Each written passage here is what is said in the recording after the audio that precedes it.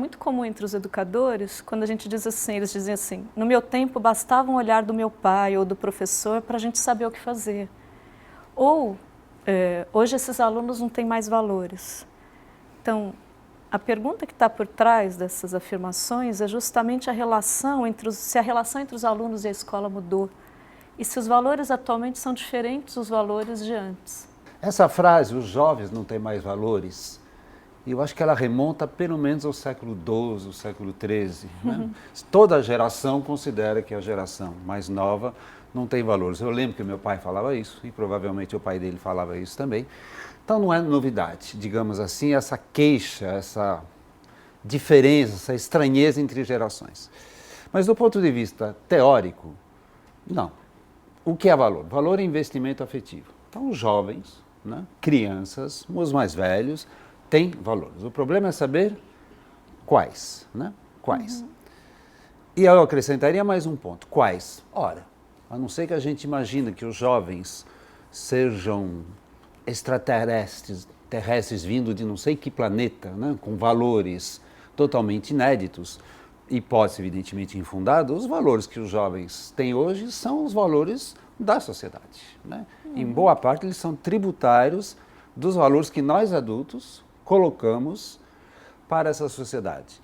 E a leitura que eu faria, e nós vamos certamente discutir isso durante bastante tempo, é que os valores morais continuam existindo, continuam sendo razoavelmente os mesmos, pelo menos é o que as pesquisas demonstram, nada de muito novo, né, sobre a face da Terra, do ponto de vista de pensar a justiça, a generosidade e o respeito, mas o que talvez esteja acontecendo é que outros valores, como a da celebridade, o ser vencedor, o aparecer, mostrar-se o tempo todo, dar um espetáculo de si, são valores mais fortes, né? São valores mais fortes. Muitos jovens hoje colocam no Facebook, Twitter, não me pergunto que eu não sou muito bom dessas palavras tecnológicas, mas fotos de si, falam de si, dão um espetáculo de si. Mas quem inventou isso? Não foram eles, foram nós, fomos nós, ou seja, foram os mais velhos que inventaram Facebook, internet, eles são os usuários. Então, eu acho que nós temos que, digamos, pensar em corresponsabilidade entre jovens e velhos e não colocar esta fronteira que eu separaria, porque inclusive ela não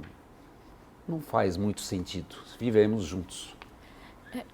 Então a gente poderia dizer que não há uma crise de valores no sentido da falta, mas a questão é a força dos valores. Então, existe a presença dos valores morais, como você colocou, justiça, generosidade, respeito, mas esses outros valores tão presentes na nossa sociedade, como a vaidade, o ser popular, o estar em evidência, o ser gostosa, né, a questão da sedução, eles são mais fortes. Seria essa a ideia. Sim. E aí tem, né, se esses valores eles são mais fortes, né, e os valores morais talvez mais fracos, eles estão presentes, mas são mais fracos, como é que a gente pode pensar o que influenciou nisso, né? Como é que esse processo se desenvolve? A gente fez uma pesquisa com a Luciene Tonheta, em que a gente estava vendo a questão dos valores, o que deixa os jovens indignados.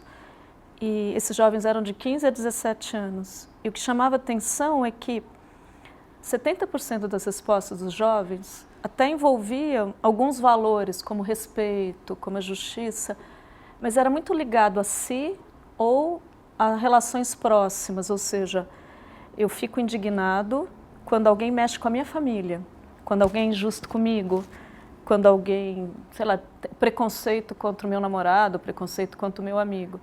Então, a gente percebeu também que é como se a moral fosse mais restrita ao âmbito privado e não tanto ao universal, no sentido de eu ficar indignado quando desrespeita qualquer pessoa, quando o preconceito é com qualquer pessoa.